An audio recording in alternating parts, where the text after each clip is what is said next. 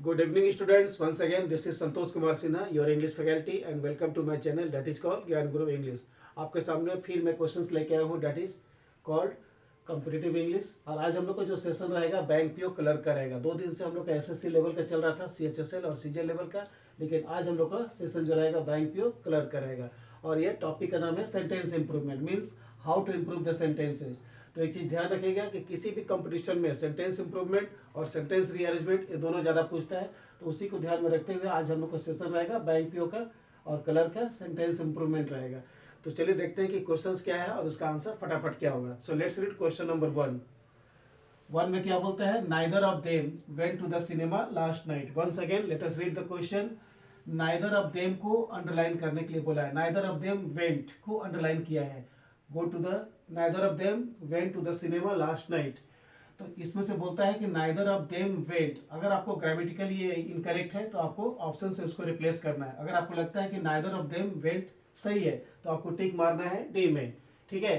तो according to tense the sentence is absolutely correct. यहाँ पर आपको मैं बताया था जब सेंटेंस इंप्रूवमेंट में एक आपका ऑप्शन ए, ऑप्शन बी और ऑप्शन सी तीनों डिफरेंट रहेगा मीनिंग में, तो हम क्या सोचेंगे कि हमारा आंसर डी में जाएगा। सो the answer is absolutely correct. यहाँ पर कोई भी एरर नहीं है, सेंटेंस बिल्कुल ही करेक्ट है। So D is the correct answer of question number 1। ऐसे neither of them went to the cinema last night, तो ये ऑप्शन जो है ना नाइदर ऑफ देम वेंट, ये बिल्कुल करेक्ट है ना। यहाँ पर both of them did go होगा, ना सम ऑफ देम होगा और नाइदर वेंट होगा। यहाँ पर आंसर बिल्कुल ये करेक्ट है, neither of them went to the cinema last night. The sentence is absolutely correct. So the answer of question number 1 is D. Now let's see question number 2। If I had followed, देखिए आपको देख के लगता है कि had के बाद verb का V1 आ गया। जैसा कि आप जानते हैं कि हैड, हैव और हैज इनके साथ हमेशा वर्ब का V3 का प्रयोग किया जाता है। ये आपका स्ट्रक्चर है। क्या क्या है, हैड, हैव और हैज, इनके साथ वर्ब का V3 लगता है। तो यहाँ पर देखिए हैड के साथ वर्ब का V1 लग गया, जो कि बिल्कुल ही इनअप्रोप्रिएट है। तो इसका आंसर हो जाएगा बी। ऐसे if I had followed your advice I would not regret, यदि मैं आपका एडवाइस फॉलो किया होता तो मुझे पछतावा नहीं होता। तो यहाँ पर B is the correct answer. Followed हो जाएगा FOLLOWED, वर्ब का V3। हैड, हैव और हैज के साथ हमेशा वर्ब का V3 लगता है। So the correct answer of question number 2 is B, यहाँ फॉलोड हो जाएगा।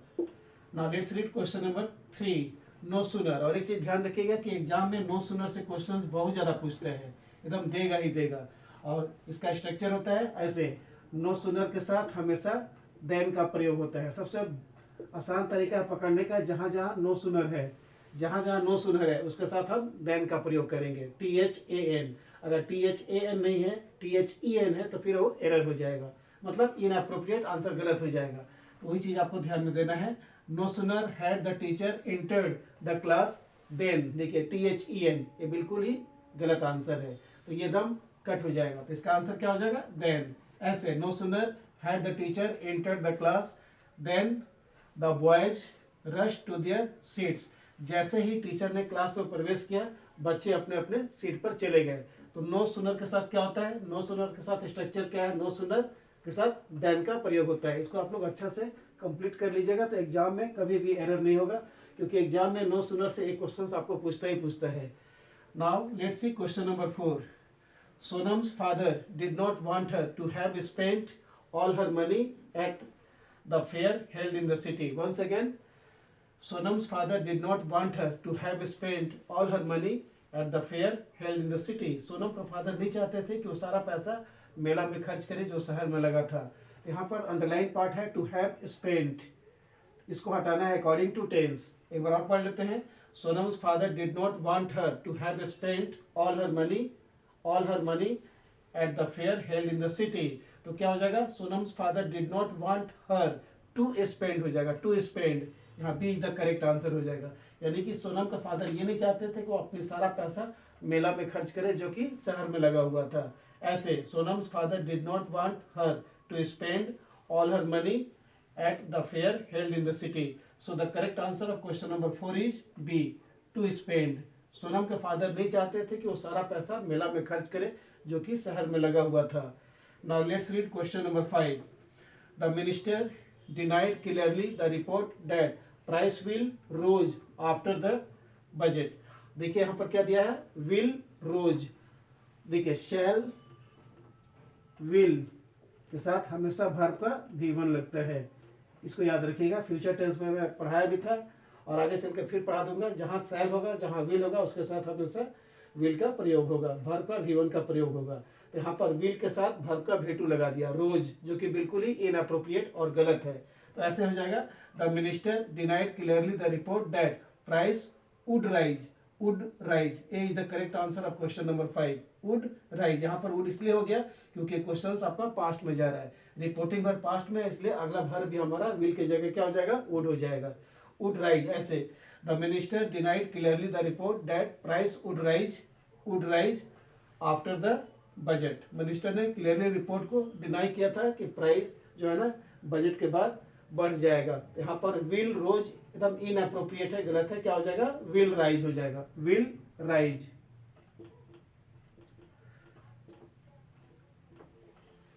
तो ये था हम लोग का सेंटेंस इंप्रूवमेंट का कुछ क्वेश्चन का आंसर। एक चीज और ध्यान रखिएगा कि सेंटेंस इंप्रूवमेंट जब भी आप करने बैठेंगे, आपको देखना है कि अंडरलाइन पार्ट को देखना है, बस उसी को रिप्लेस करना है अकॉर्डिंग टू टेंस। वो अगर करेक्ट है तो आप टिक मारेंगे डी में, वो अगर इनकरेक्ट है तो आइदर ए, बी और सी।